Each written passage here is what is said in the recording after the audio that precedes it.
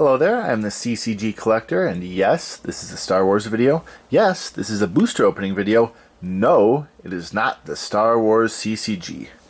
Now, we are going to be opening some Young Jedi today. Something new for me, maybe it's something new for you, so let's find out about it together. So, why Young Jedi? Well, it's been a while since I've opened some booster packs. It's been a while since I've been actively collecting things. But the urge to collect never quite dies, and as a result, you'll try to find things, oh, what can I collect? In my case, it is a game that I was briefly introduced to as a kid, back when it first came out, and never really got into. But I have some Young Jedi cards, and it seems small enough, it seems collectible enough, seems simple enough, so might as well fill it out. These packs right here are called enhanced packs, and you probably recognize them from the Star Wars CCG. I believe Premiere, Cloud City, and Jabba's Palace all had enhanced packs. The idea is you get a number of booster packs, you get a special premium card that you can't get anywhere else. In this case, it's Qui-Gon Jinn. And it's a nice package deal like that. I do have all 6 of them from Menace of Darth Maul that I will be opening at some point, but I'm just going to stick with these 2 for today. And yeah, this is the first, oh my goodness, so this is, cards are already coming out of this one. I'm getting shades of my very first booster opening video ever, where I had some unsealed packs, some resealed, whatever you want to call them.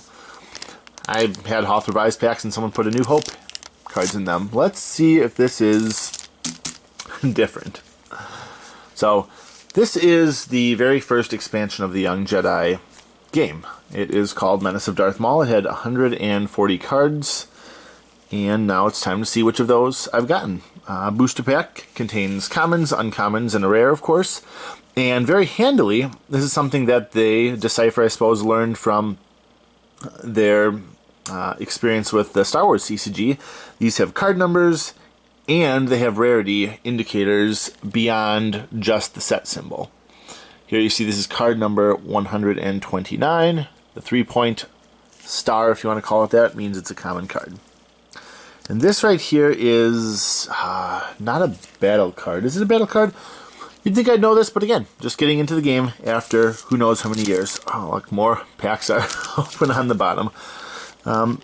But it's a very simple game. We'll just go through this pretty quickly, because I've got 8 packs to go through, 4 per enhanced package.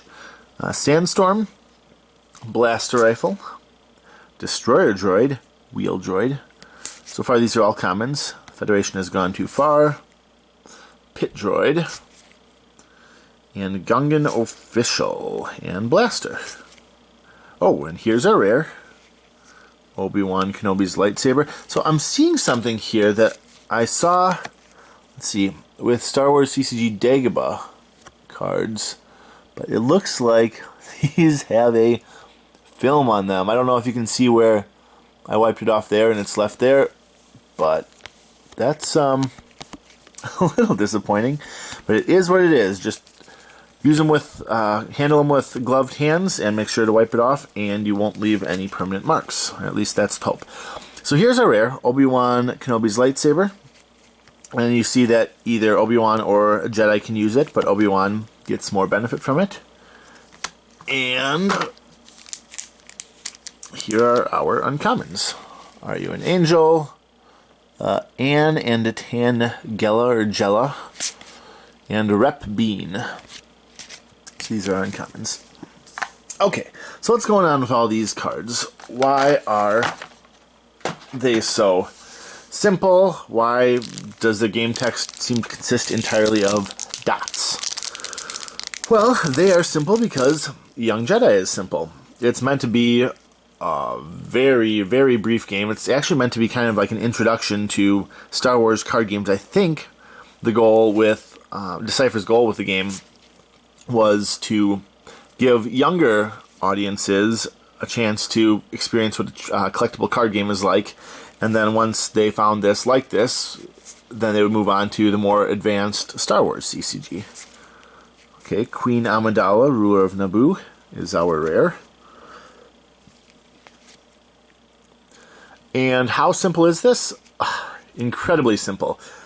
Some people have actually called it like War with the Star Wars theme. You know, War meaning the card game you do with a poker deck, where you flip over a card. If your card is higher, you take theirs. If their card is higher, you take yours, and you keep going until someone runs out of cards. And that's kind of what you do here. The game is not, as I understand it, super strategic. You have locations that you play characters to, and they fight each other, and if one person doesn't have any characters at the location anymore, they lose.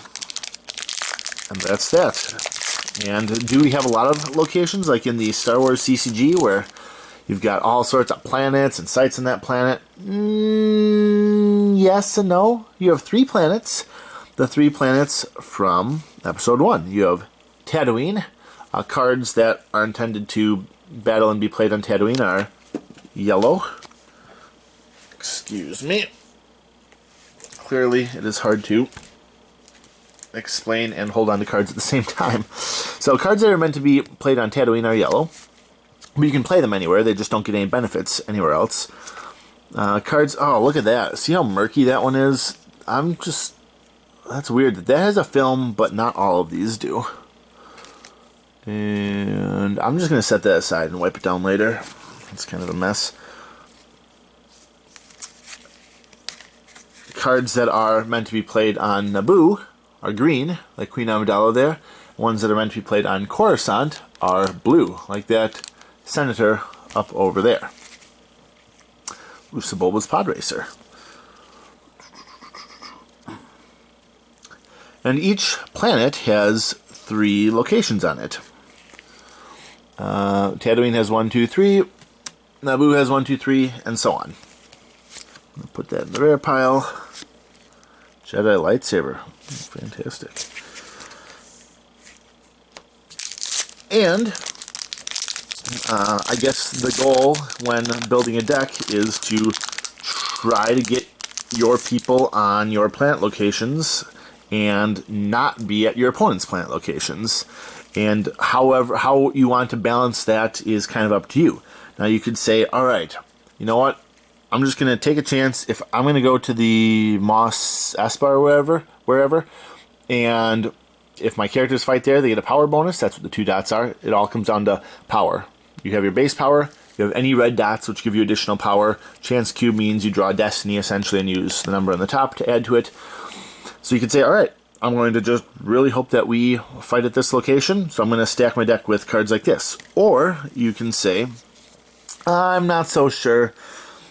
I figure we'll be on Tatooine, but I don't know which. I want to be prepared if my opponent chooses a different location. So I'll have a minor boost on each available site. And that's that. You battle by, let's see, there's our rare. At last we will have our revenge. You battle by putting a hidden ordering of your people, based on, you have a certain amount of costs that you can play. You can play up to 6 bars worth of cards per turn. And your opponent does the same. And then they fight each other one-on-one until, is that all the pack? That's all the pack. So move on to the second one. So you do that until one of you has won. And if a character is destroyed, you lose cards from the top of your deck equal to the damage indicated on their card. So a lot of times you'll have characters that are very powerful, but also very harmful to you if they die. But it's also very difficult for them to die. Alright, let's see. Get this guy out of here.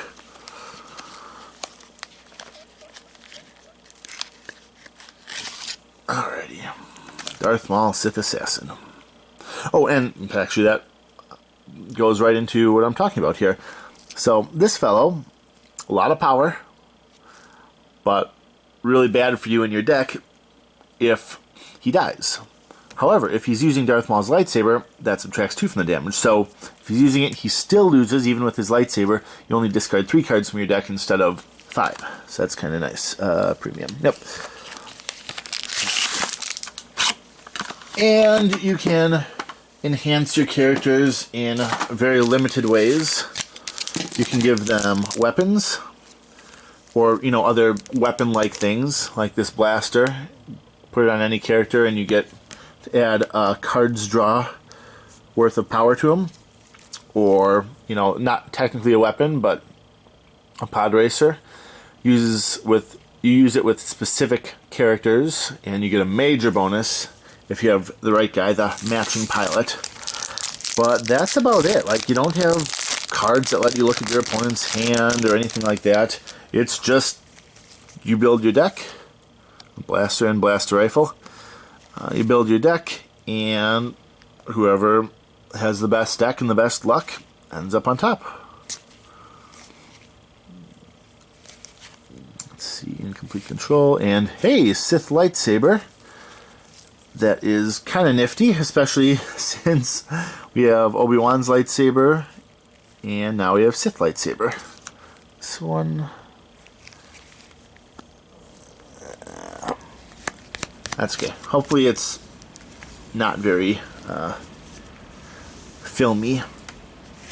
We have the twins again, and a different uncommon pod racer than last time. So what else is there to this game? Well, like I said, you have the deck building. That's one. So, also in addition to keep the game simple, make it easier for younger audiences, they have the designers put in deck building rules. They have a 60 card deck. I believe you can have only 10 of each color of a card in your deck. So you can see this one's yellow, that one's green, that one's blue. So all decks are going to be, they're going to have a forced balance to them, which I imagine keeps games from getting too crazy out of control, which is good when you have a lot of younger players who just want to be able to have a sometimes I win, sometimes you win kind of gameplay. So a rare C-3PO. So you can see right here, maybe he's a good card to play because he only costs 1 to play. He has 2 power anywhere on Tatooine. If he dies, no harm to you. And he has a destiny of 5. So if you draw him for destiny rather than to play in a battle, that is really good for your characters. Ben Quad Narrows' pod racer. Didn't I just get that? I sure did. And Rep Bean, I know I got him too. So that's how. I'll also want to point out that these premium cards that came in the enhanced packs they're considered wild cards, and I believe you can put them into any slot in your deck. Let's see what the rules insert says. Wild card is 2 or more white deck building dots. A wild card with 6 white dots can go into any dot color. Okay, so there are some wild cards that say this can either be a green or a blue one, and then there are some which say it can be any one. So that's kind of cool.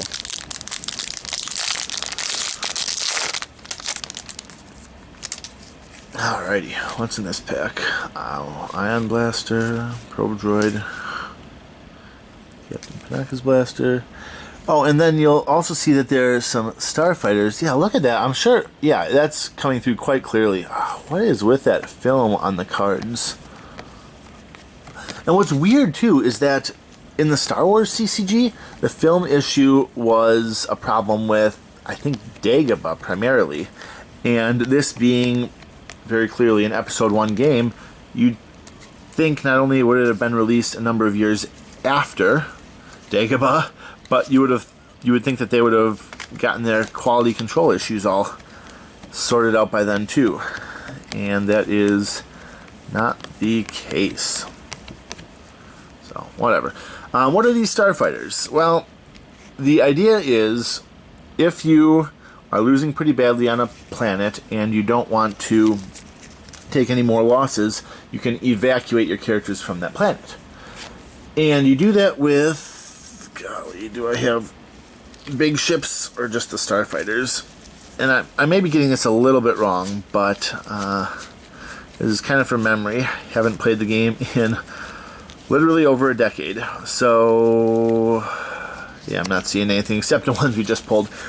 But you have big kind of freighter transport ships that carry your characters, and then you have little starfighters that can try to destroy them and make it so that the evacuation fails.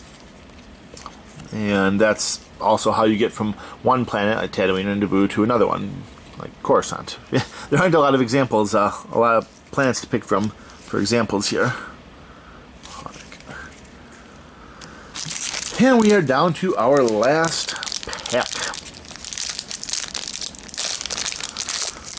And what do we have? Naboo Security Guard, Tatooine Thunder Rifle, Blaster Rifle. Hey, how about that? So here we go. Doesn't actually say on the card how to use it, but there were a very limited number of ships in the game. There's like a Republic cruiser for the good guys, there's the Trade Federation battleship for the bad guys, Droid Starfighter for the bad guys, and Naboo Fighter for the good guys, and that's that, because they have such a limited... Hey, R2-D2. I don't know that, if mains are a thing in this game, but I've got plenty of them in this pack. That's fantastic. Alright, so let's look at our rares here. So obviously we've got Qui-Gon and Darth Maul. R2-D2, C-3PO, and Sith lightsaber. Oh gosh, this is really filmy, isn't it? Let's see, Queen Amidala. Yeah, so we got lightsabers, we got droids, we got all sorts of good stuff. Anyway, I am the CCG Collector. That video went on a little bit longer than I expected it to, but that is alright. No one ever complained about more booster openings, right? So, thank you all for watching, and I will see you next time.